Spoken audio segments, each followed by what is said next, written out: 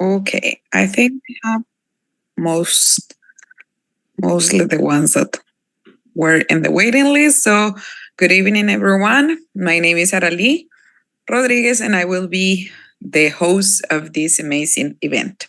So, we're about to start. I just want to tell you that we are Nartesol, Nariño Tisol Network, an EFL teacher community. About Nartesol, what can I tell you about Nartesol? Give me 1 second. We're a community that gathers in service and pre-service English language teachers from Latin America context. Our activities since 2021 have focused on organizing online events to share knowledge and also network. You are welcome to participate in online events, learn collaboratively, and make your voice be heard as a language educator. So our mission, Nariño Tisol Network, promotes the professional development of English language teachers in Latin America educational context, through the facilitation of online networking spaces and conferences. Our vision, Nariño Tisol Network will be a recognized community of practice of English language teaching in Latin America. And our values, professionalism, collaborative work, integrity, and respect. A commitment to developing as a collaborative and trustworthy community based on ethical principles and respect for otherness. So I am glad to present the board, our board of directors, Santiago Agustin, our president, Cristina Tovar, our vice president, Edward Enriquez, and myself as coordinators, events coordinators, and Gabriel Bastidas as a content coordinator. So we are all set to start. I hope you enjoyed this beautiful event. I am really glad to present our teacher. Her name is Lady Magali, right? Yes, right. Lady Magali. So I'm going to give you a brief presentation. And so Lady has a bachelor's degree in English and French from Nariño University and a master's degree in neuroscience from the International University of La Rioja. She is an English and French teacher at the University of Nariño, passionate with her profession. She is a dynamic educator, a neuropsychologist whose passion for language and the human mind has shaped her remarkable career. Her fascination for the French language also embarks on a journey through music, tourism, and gastronomy in this language. So let's welcome Lady to our event. We are really happy to have you. Okay, so first, I would like to start to share my screen. That's great. Okay, give me a second.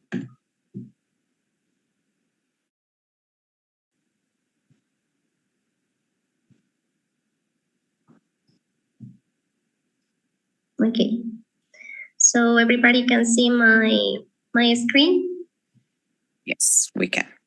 Okay, so again, I would like to say hello to everybody. I'm really happy to share this opportunity, a mission or maybe a passion that I have acquired during 5 years ago, which is the part of neuropsychology area. And today we're going to talk about something which is really important in a brief way because the neuropsychological aspects are so stand, but we are going to try to cover most of the things. Okay, so starting the lesson, I would like to tell you that for today's lesson we are going to see. We are going to cover 4 elements. So the first one is the definition of neuropsychological basis of learning. Second, we are going to try to answer at least Why do the neuropsychological basis of learning are important in the second language acquisition? Number 3, we are going to describe, as I told you before, in a brief way, very important, use an important reference of what is the part of basis of learning. We are going to take into account the part of the repetition, the brain lobes, the neural concatenation, the limbic system, short and long-term memory, and active learning, which is important. And finally, I would like to share a little bit what is my experience in the part of how I was applying or had been applying this part of neuroscience in my in the educational process that I am carrying out right now in an intervention project. So let's start here, and I would like to start to the audience in order to start the lecture. What do you think? Why do the neuropsychological basis of learning are important in the second language acquisition? If you want to use your chat, or if you want to share in a loud voice, so just tell me what do you think? Do you want maybe some kind of comments or points of view according to your experience, or what could be? You can use the chat if you want, or you can open your microphones anytime that Yes. you like. Or maybe if you want something else. So I don't know, maybe some of you, maybe Alison or Ali. Yeah, for sure. We got an answer. And here we have an accent in the end. Yes, it says it could give an insight on how students process information when learning. Thank you so much, Daniel Garzon. I really appreciate your opinion. Yeah, I do believe, I think that apart from teaching, you need to know a lot of things that comes from a student's mind, right? And I think those goes to the basis of psychology at some point and the basis of neuropsychology, I think. So it's really important to know what is going on in our students' mind and how they can process better maybe the information, or how it's an easier way to get it connected with them maybe. Okay, thank you so much, Arely. So before starting the lesson or the lecture, I would like to say hello to all of you, because this is a part that it's important for me to create an interaction or an interactive lecture with you. So I just going to say hello to all of you, and you are going to say hello. Angela Quatin, hello, are you there? Can you listen to me?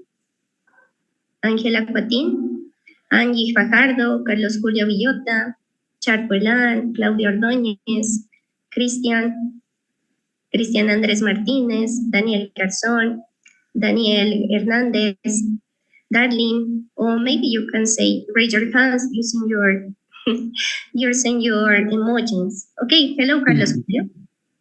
Mateo. Hello. Mateo is over there. Okay, Martica, hello. Hello, hi. Hello to everybody. Really okay, so nice to have you all over here. That's great. Cristian Andrés Martínez, hello. Inger, Alison. Daniel Hernández, Darlene, David Chamorro, because later we're going to start an interactive process. I would like to ask you that some of you are going to help me to read the slides. So, but if you are not there, it could be difficult for me to continue the lecture. So just let me know that you are there. Daniel Garzón, Daniel Hernández, Darlene, David Chamorro, Diego Andrés Oviedo, Esteban Portillo, Gabriel Bastidas, Gabriel Montenegro, Gaby Río Frío. Okay. I don't know who's iPhone. John Alexander, Jorge Armando Rosero, Juliana, Laura, Lady, Lilibet, Marta. Okay, Marta Jackson, Bridgeton, Niger. Okay, Santiago, Sonia, and Vanessa. Okay, so please raise your hands and let me know that you are there and you are paying attention to me. Okay, thank you so much, Esteban. That's good. Thank you, Esteban, David, Juliana, just for letting me know that you are there. So it's kind of difficult for me to continue the lecture if you are doing your own business, because I need to create a big relationship with you during this short time of mock conference. Okay, so guys, we are gonna start with the part of the reasons. Here we have, thank you, Laura, Lilibet, Angela, thank you. The importance of neuropsychological basis of learning in the context of second language acquisition. And I would like that Angela Coatin, could you help me to read some of the important reasons? The first one, please. Angela? That's great. Yes, teacher. Good. Brain plasticity. Continue, please. Second, critical period hypothesis. Yes. Third, cognitive mechanisms. Four, language processing. Five, motivation and emotion. Six, individual differences. And seven, language disorders. Thank you so much, Angela. Okay. So the most important part to consider is why neuropsychological basis of learning are so important in this part. First of all, we are going to talk about the brain plasticity. When you are using this term, I would like to tell you that when you are taking advantage of the part of brain plasticity, you can increase the potential of your skills, but not only your cognitive skills, but also your all the dimension. You can potentialize all the dimension of your skills as a human being. So we are going to avoid the part of critical period hypothesis. Not only the child have the opportunity, only the children have the opportunity to learn. All the people in all ages can increase his or her potential for learning whatever you want. And cognitive mechanism is important to learn how the brain works in order to use the best strategies for improving the learning mechanisms. Language processing, once you have understood the part of cognitive mechanisms, we are going to use different mechanisms for improving the language processing in order to potentialize, as I told you before, the part of brain skills. Motivation and emotion that we are going to learn later. We are going to cover the part of limbic system, which is an important and interesting part to consider, and this is a hidden door that we need to open. And 6, the individual difference. In this part, we are going to cover the part of garden multiple intelligences, and also the part of inclusion, special cases, and aphasias that we need to cover, especially in the part of language. And like finally, in order to take into part the last but not least, the language disorders. So here we have mentioned in a brief way the part of importance of neuropsychological basis of learning, and how we can apply those bases in the second language acquisition. Let's start with the first, which is the neuropsychological basis of learning. We are going to start to talk about the conscious repetition. Okay, so I don't know, maybe you are in your house, but let's suppose that you are in a room and everybody has hands. So let's suppose that this is a room, and in your room, this is the brain, and your hands will be your neurons. Okay, so your neurons, they are constantly moving around the brain, doing in some cases nothing, but suddenly a stimulus appears. So the neurons start to say, oh, okay, stop. And in order to adapt or to respond to this stimulus, they stop and starting to creating the connection between themselves or itself. And the connection between these neurons create neural structures, which are really important for creating the learning process.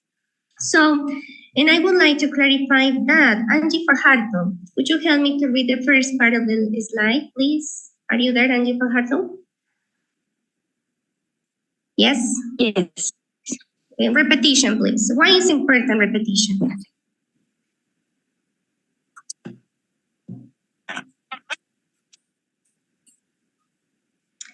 Can you repeat again, Angie? Can you hear me? Yes.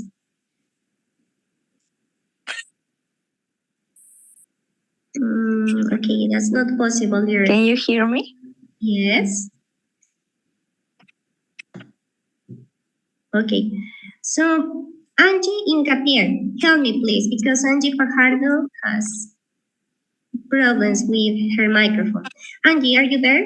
Angie Incapier, help me please with the reading.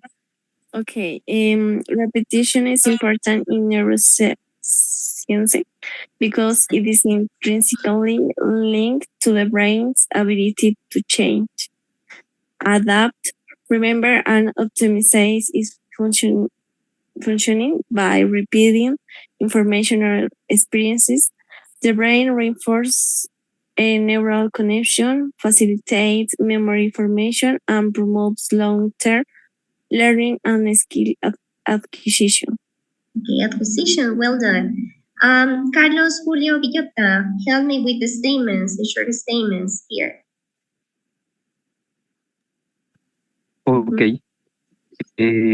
Neural plasticity, memory formation, Yes, consolidation, okay, retrieval practice, habit formation, learning and skill acquisition, neurological efficiency, long-term Yes. change, and learning transfer.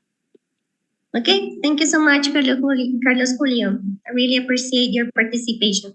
So, as I told you before, the correct stimulus creating the neurons, the interconnection between themselves, and once they create the connection like this, the repetition is like the glue of the among the neurons.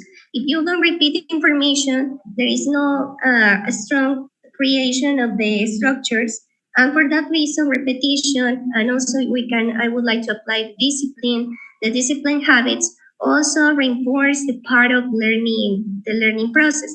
But I would like to show you right now a video.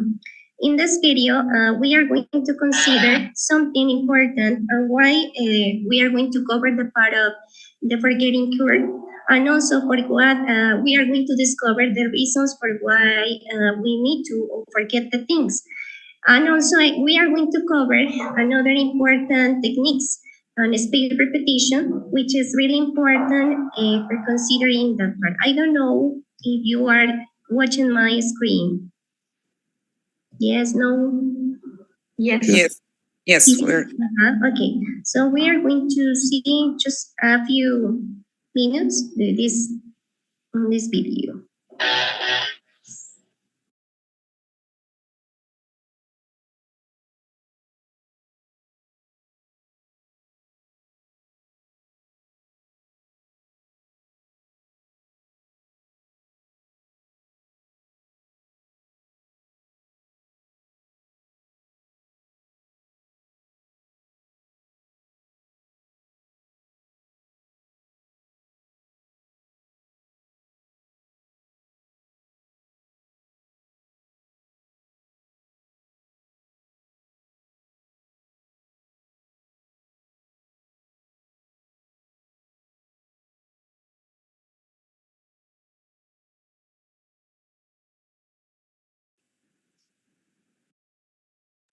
Can you listen the video?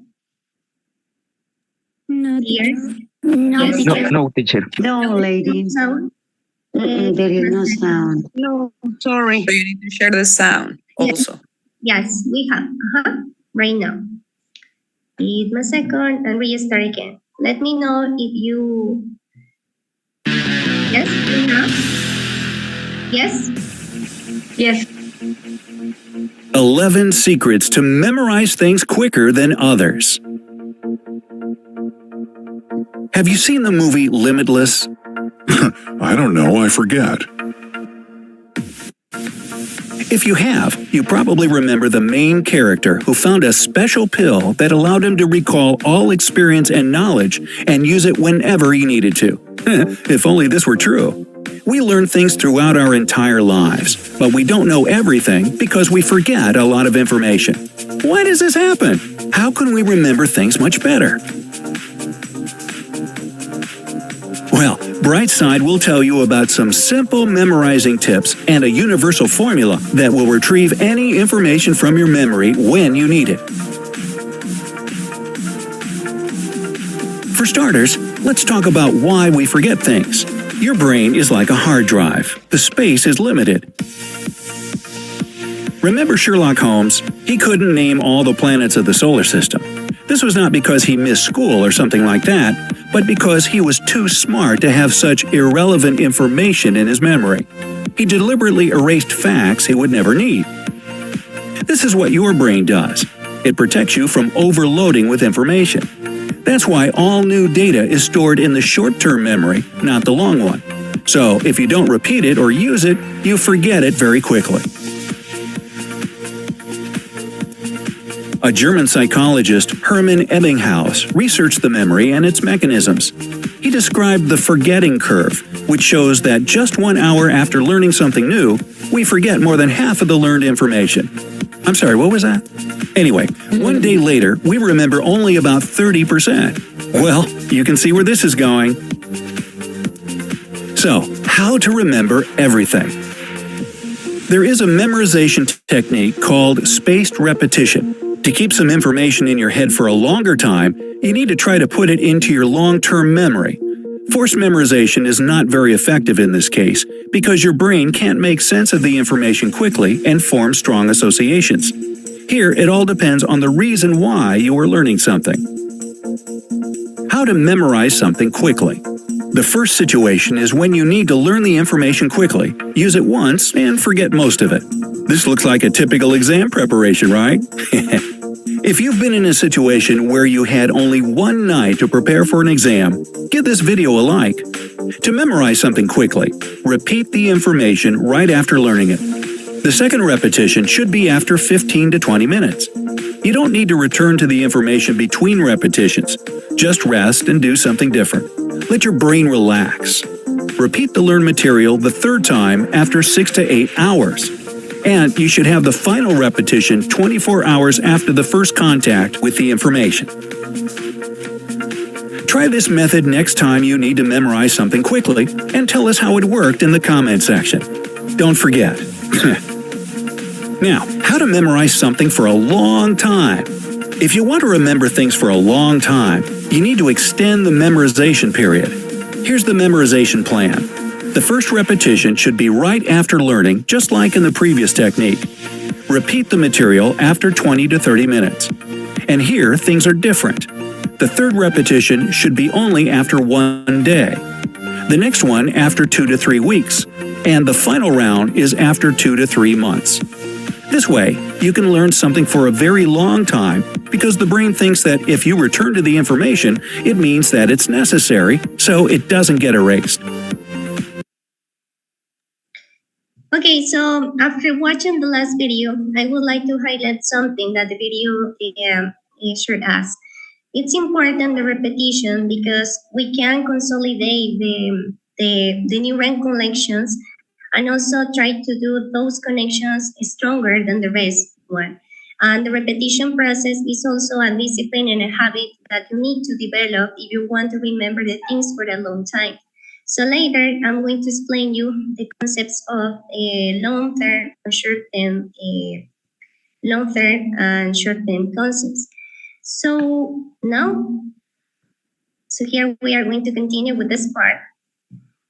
And for that reason, the first part we need to consider in the part of neuropsychological basis is the conscious repetition, but not like a parrot. As you could see here in the last video, we need to repeat the things consciously using a schedule and also to reinforce the connections. Remember that the brain, something is here. Okay, don't worry. So remember that the brain always remember remember the things that you constantly use. Otherwise, when you are in the sleeping process, they are going to delete information thinking that this information is unuseful. So for that reason, the repetition process is one on the first neuropsychological base for the learning process. Let's move on now with the second part, which is here. We are going to check right now the second neuropsychological base, which is next. Give me a second. Lady, I do have a question. Yes. Martika, tell me. Or should I leave the questions for later on? Maybe at the end it could be better, but it is important. Well, Okay. when you're talking about repetition, yes. So then immediately I think about, speaking, doing it thoroughly, but also you are talking about writing something down and repeating, for instance, a word that you would like to just, get it into your brain. Mm-hmm. By doing the two processes, it will be, yes, what you mean by repetition. Can you repeat the question? I couldn't understand at all. Oh dear. Sorry. So you've been talking about repetition, right? So that kind of repetition, it could be done orally and also in a written way, or simply orally. Do you mean yes, I get repetition it. orally? Yes, Martika. So the repetition process, you can develop this process in different ways. Orally, using writing, using speaking, using even operational mechanisms, actions, and things like those. And also, you are going to understand a little bit more that part in this second element, which is the brain lobes. Because in this part of the brain lobes, we are going to consider the four brain lobes, which are the frontal lobe, temporal lobe, parietal lobe, and occipital lobe. And if you are there, I would like that if you want to take your hand and put your hand at the bottom of your head, and you can cover as much as you can this part of your head at the bottom of your head near to your neck. This could be a little bit the part of occipital lobe, which is in charge of visual processes. Next one, if you can take your both hands and you put your hands in your ears, more or less like this, you can identify a little bit the part of temporal lobe. And the part of parietal lobe, you are going to use again your hands, and you put your hands inside of your head like this. I don't know, you can see. And in this part, you can find the part of parietal lobe. And the parietal lobe is in charge of the space, repetition, and also we can find the part of homúnculo sensitivo or sensitivo homúnculo, which is in charge of different senses around the environment. And the frontal lobe, you can take your forehead here like this. So this is the frontal lobe a little bit in order to place or localize the part of lobe frames. And also this is the major structure and the most important structure of your brain, the frontal lobe, because in this part you can develop the most abstract skills or the reasoning and also the part of thinking, critical thinking, so problem solving and things like that. But I would like to show you again a video for understanding much better this part, because it's important to understand this part. Hello and welcome to another episode. In order to continue with the part of the explanation of brain lobes. So just give me a second here. I'm going to put here.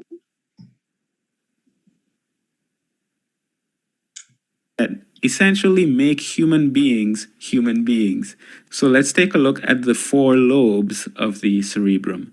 We have the frontal lobe, the parietal lobe, the occipital lobe, and the temporal lobe. Once again, that's the frontal lobe, parietal lobe, occipital lobe, and temporal lobe. And let's look at what they're involved in.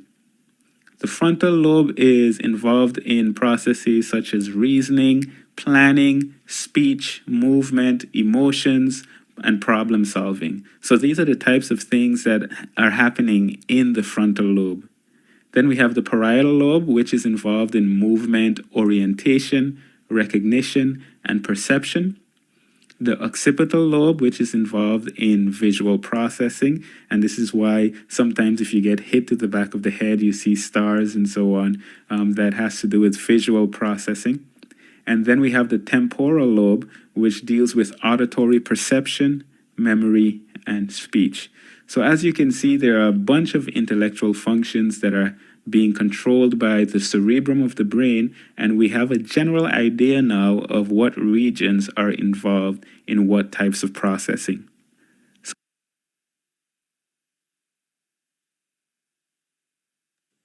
Okay, so after watching the uses or the main functions of the four lobes, now it's important to consider right now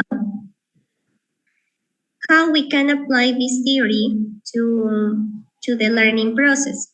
So, according to the neuroscience, it's important to consider that the evolution started in the paroccipital lobe because the first thing that a human being or the first person in the world, the first human being in the world was see around the environment in order to identify the elements, the things, the phenomena, and things like those. So for that reason, the first part that human being or human being's brain developed was the part of the occipital lobe.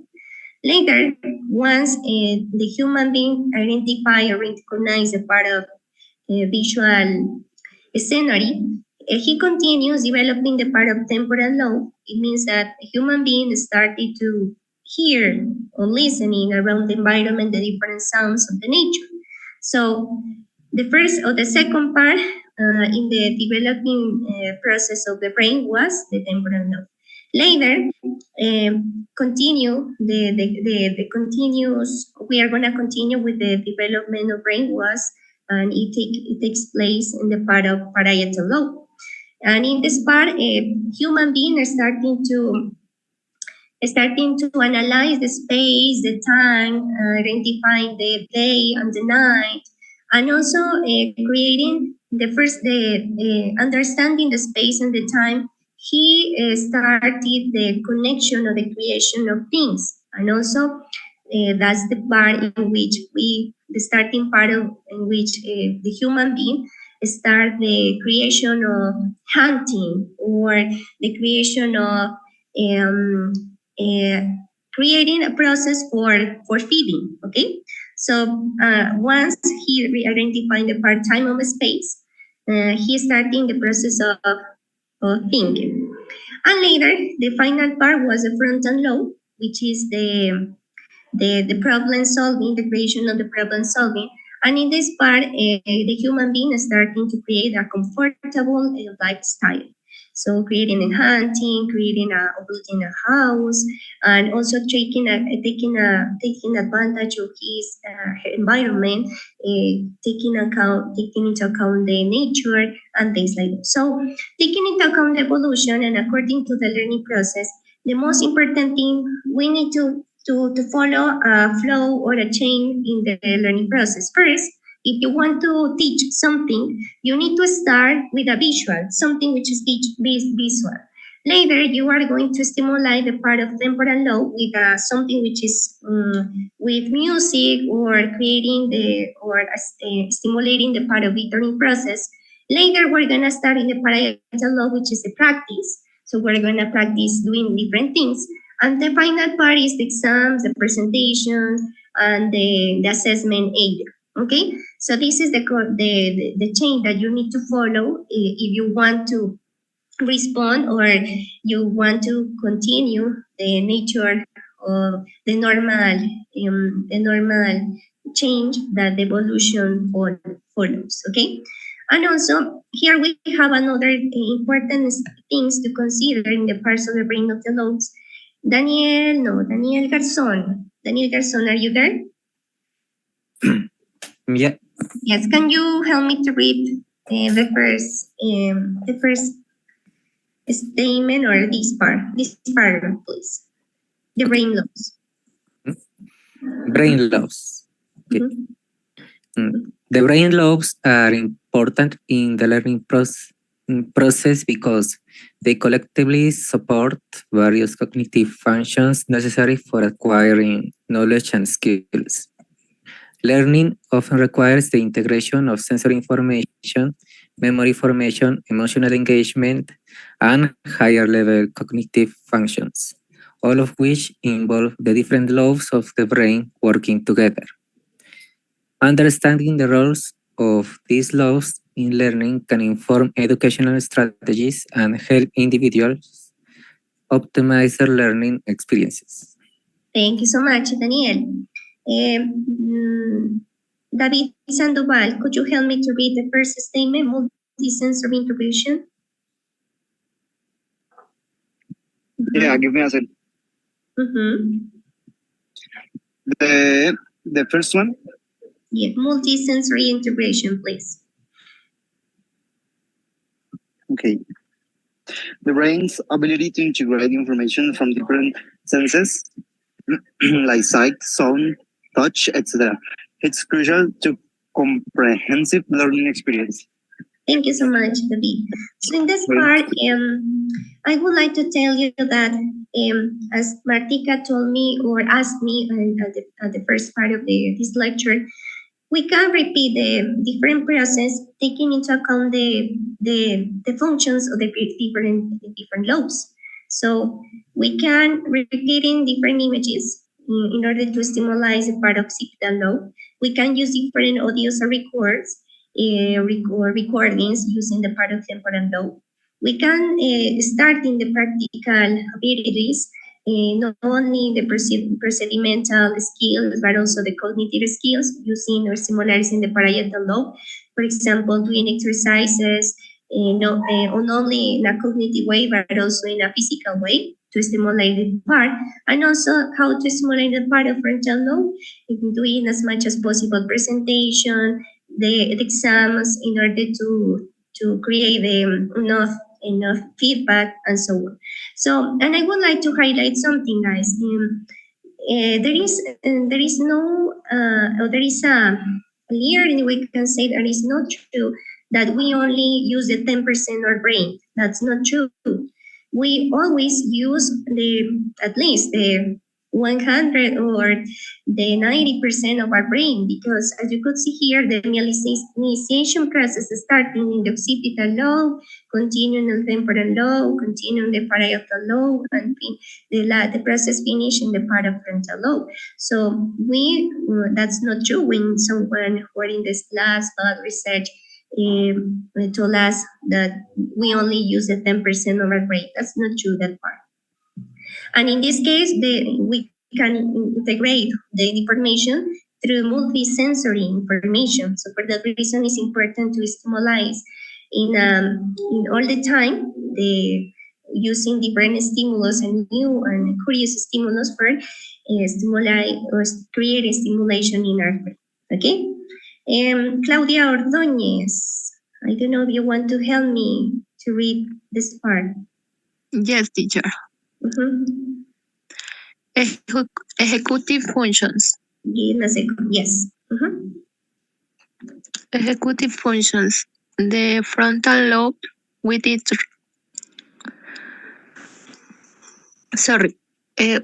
role in executive functions like attention, planning, and decision making helps individuals manage their learning processes effectively.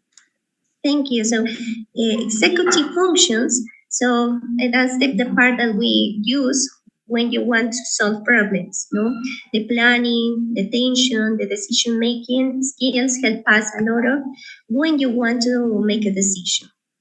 David Chamorro, help me with memory formation, please. Memory formation. ¿Sí me escucha? Yes. Listo. Memory formation. The temporal lobe, especially the hippocampus, plays a central role in memory formation. Learning involves encoding new information into memory, and the temporal lobe is crucial for this process. Thank you so much. So in this part, I would like to consider that in this part, we have the Wernicke's area, which is in charge of comprehension skills. And the part of frontal lobe, which is this part, we have a Broca area, which is the chart of production. So in this part, we can analyze, or we can consider or identify the reading process. As much auditory information you can, as much you are going to be able to read or try to pronounce in the best way possible. Okay, so because in the memory formation, there is a kind of auditory memory that can be stimulated with different sources or different stimulus, or improving, in this case, taking into account the temporal lobe and memory formation, the auditory process. Darlene Jamel Hernandez, emotional engagement. Can you help me, please, Darlene? Yes, of course. Emotional engagement. The temporal lobe, especially the hippocampus, plays a central role in memory formation. Sorry, continue. Okay. Learning involves encoding new information into memory, and the temporal lobe is crucial for this process. So in the deep part of the temporal lobe, we have a hidden door, which is the door, an important door of the limbic system that we are going to see, or we are going to talk later. And the limbic system is in charge of emotions, and that's an important part for learning process. Okay, now let's move on with the next part, which is another base, neurological base, which is the part of neural interconnection. So in this part of the neural interconnection, it's important to talk about that once the neural chains were formed, we need to connect these structures with something which is familiar with us. Once the new change of neuron were creating, and once these new neuron connections were created, and they are going to be associated with another neural connection which is familiar for us, in this part we are going to create an association, an associative learning, and you are going to learn that information for the rest of the life.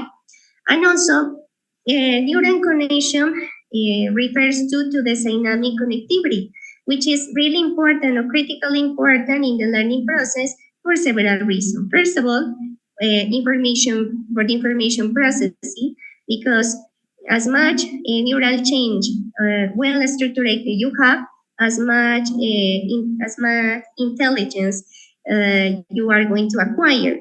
Memory formation, because if you have a lot of interconnection, you are going to connect your information with the familiar information with another information which is new for you, and you are going to learn the information for the rest of your life.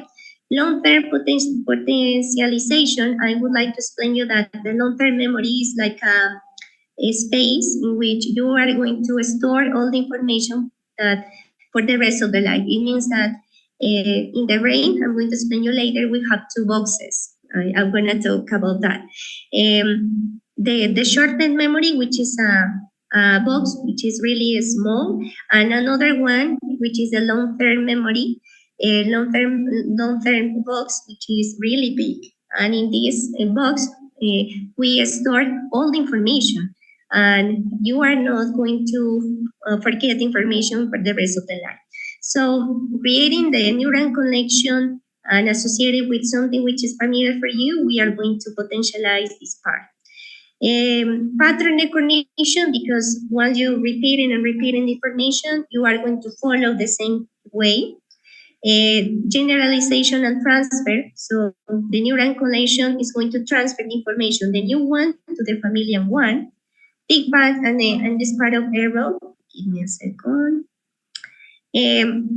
Because in this part, if you, for example, make a mistake in something, and someone else, especially teacher, is going to give you a feedback, this feedback is going to restructure the chain and building or rebuilding a new chains.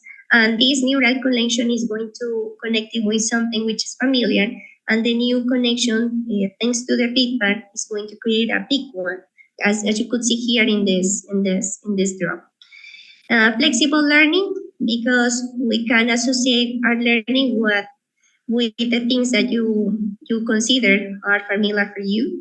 Adaptation, because you can adapt information. For example, this information can be adaptive in my spiritual area, my emotional area, my cognitive area, my social area. The knowledge can be, we cannot talk about the adaptive, we can adapt information. And it's skill acquisition, because once you have different, let's suppose that you have different entries, and those trees are going to be associated with another stronger neural change, and you are going to create a complex relationship or a complex structure, and this structure creating a new skill for you. Okay. Now, it's important to talk about another base, which is short and long-term memory.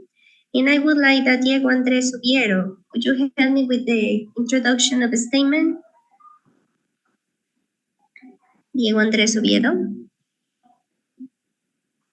You there? Or Esteban Portillo, could you help me please, Esteban? Yes, teacher.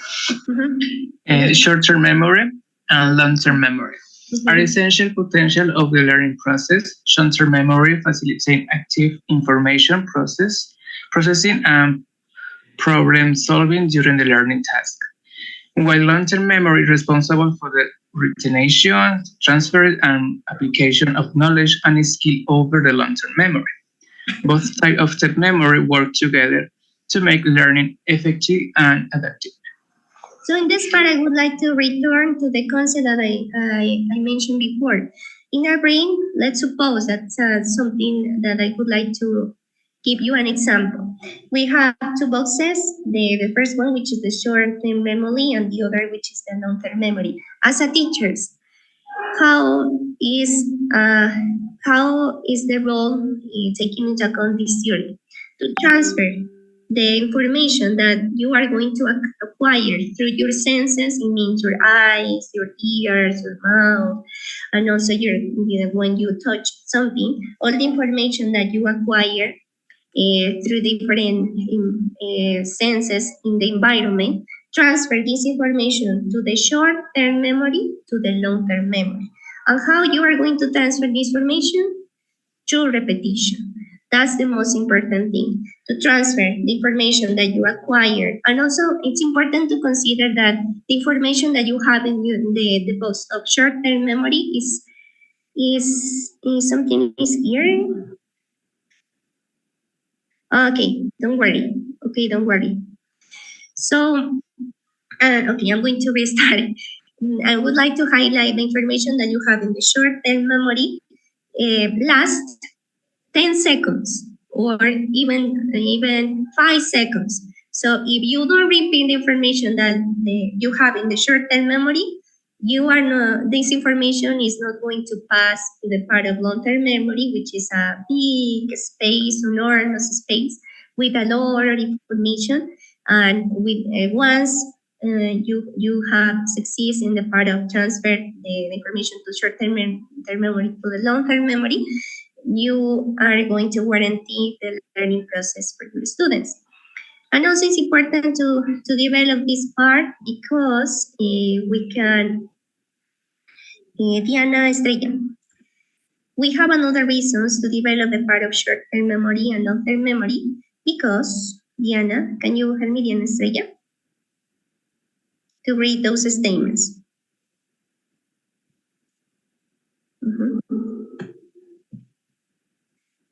Diana?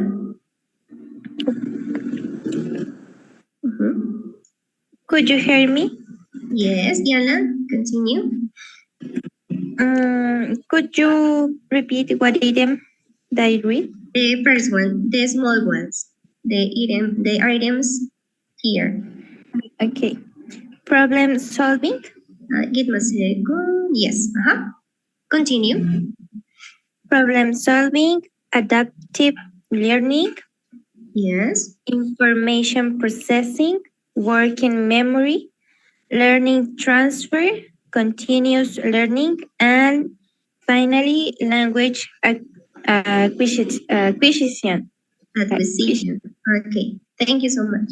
So in this part, developing these two areas or developing these two concepts help us a lot of for problem solving. The information that you have immediately retained the part of short-term memory is information that you are going to use as a for problem solving. Or working memory.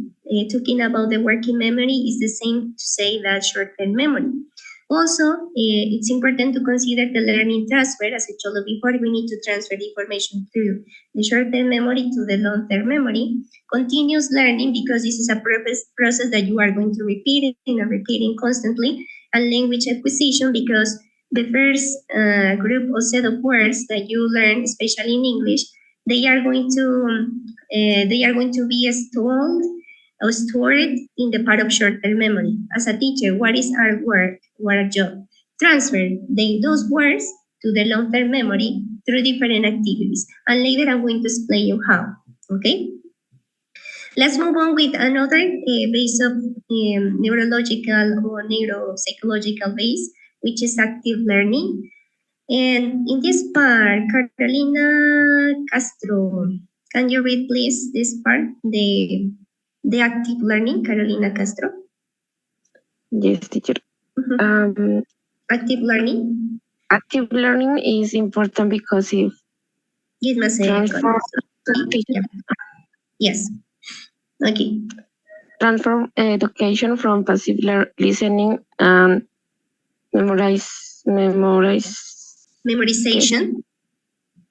memorization to active engagement and meaningful learning. It promotes deeper understanding, critical thinking, problem solving, and the development of skill and attitude that are valuable for both educational and good success. Real world success. Okay. Thank you so much, Carolina. So I would like to highlight in this part the active learning. It's important because you are going to put in practice the theory. In most of the cases, especially in English, we tend to learn only grammar and vocabulary. But once you are going to apply this grammar in a special or in a contextualized, you are going to contextualize the grammar or vocabulary, you are lost. So the active learning also helps us a lot to look for the use of the language. And also to apply the use of the language for specific purposes. For example, making an interview or making a presentation or doing an exam or presenting a lecture for a master degree or a PhD or something like that. So the active learning guarantee the ability that the student can apply the information, the theory, to a real context. And also the active learning helps us a lot for I would like that. Gabriela Bermudez, could you read the first statement? Gabriela? Yes. Gabriela. Continue. I read enhanced engagement, yes? Yes. Okay, it says active learning methods such as discussions, group work, problem solving, and hands-on activities are actively involve learners. So this is an activity or enhanced engagement using different strategies like this for increasing or potentialize the skills, the students' skills for increasing the part of problem solving. Gabi Riofrio, could you help me with number 2, critical thinking, please? Yes, teacher. Critical thinking, active learning challenges students to think critically, analyze information, and solve problems. Thank you so much. So the active learning also develop the part of think or apply what you have learned or solving specific dilemmas. Esteban Portillo, could you help me again with application of knowledge? Yes, teacher. Application of knowledge. This helps bridge gaps between theoretical knowledge and its really world application, making learning more relevant and valuable. Okay, thank you. Diego Fernando Cocoa, next, problem solving skills. Give me a second, please. Okay, problem skills.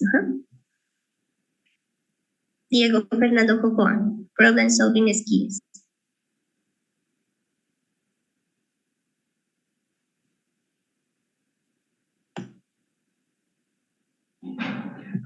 Or Carolina Castro again. Carolina? Yes, teacher.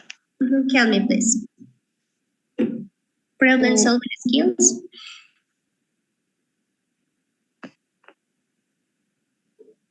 Which? Forest? Fosters? Okay, problem solving skills. Many active learning activities require students to solve problems or complete tasks independently or collaboratively. Okay, thank you.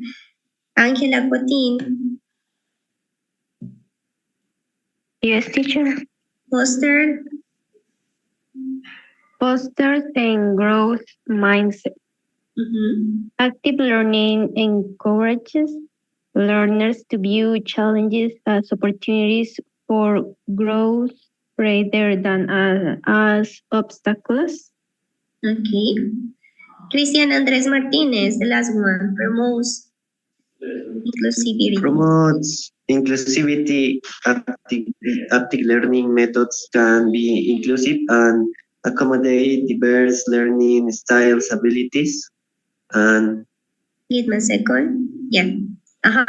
Abilities and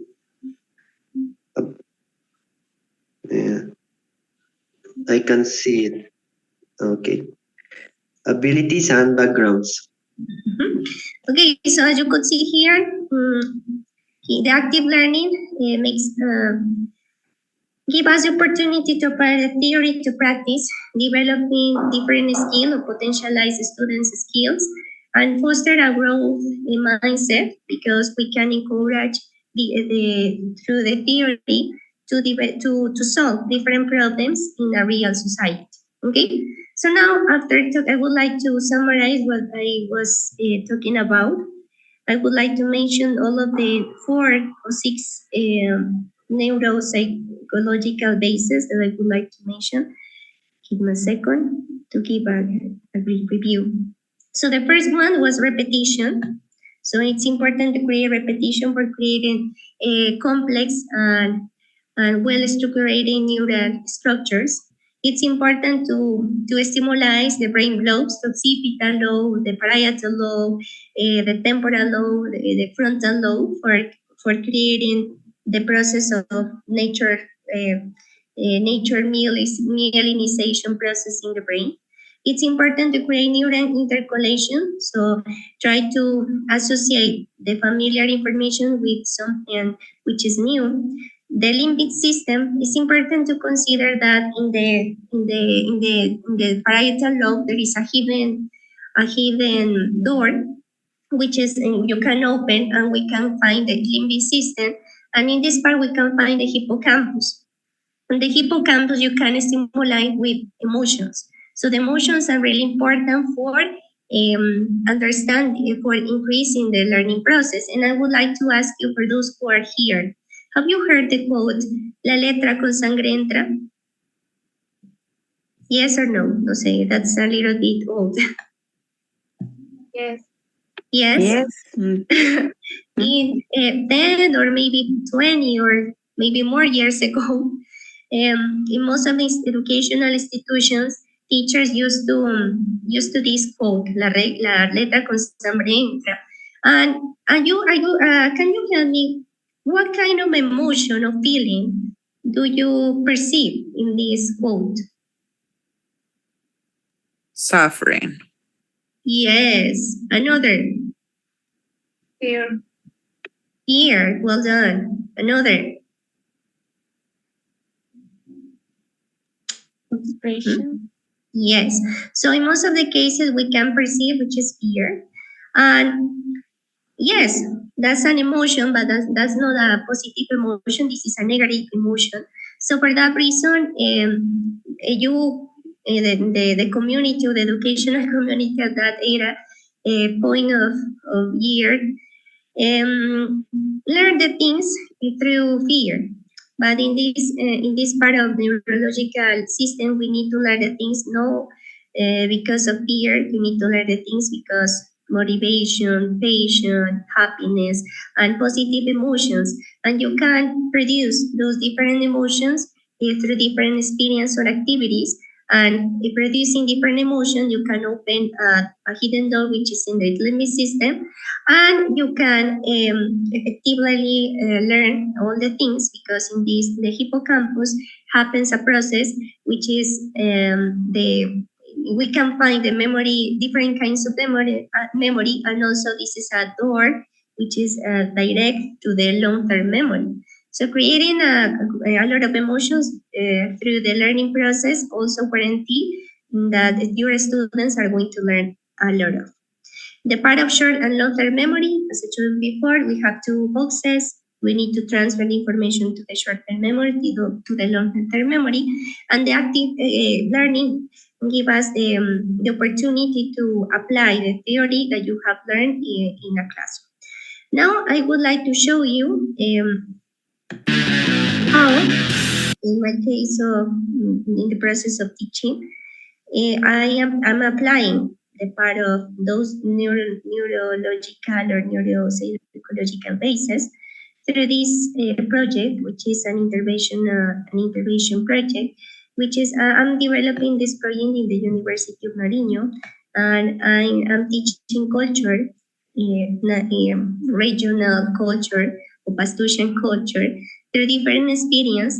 And the part of this help us a lot of, especially in the speaking part. So I would like to show you my project, which is educational tourism. And this is, and I would like to share with you some experiences in which we can apply all of the bases, or the neurological bases, in different activities. Okay, so give me a second.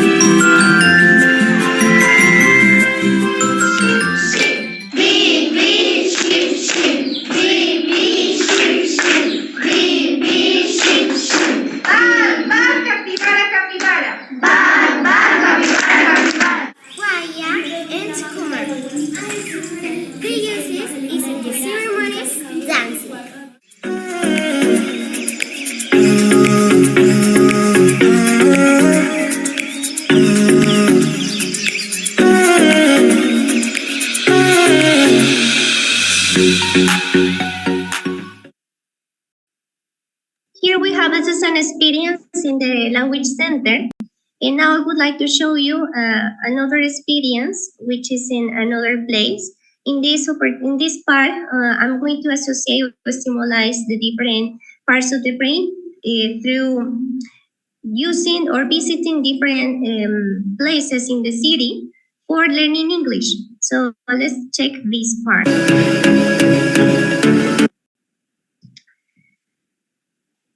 Where is it?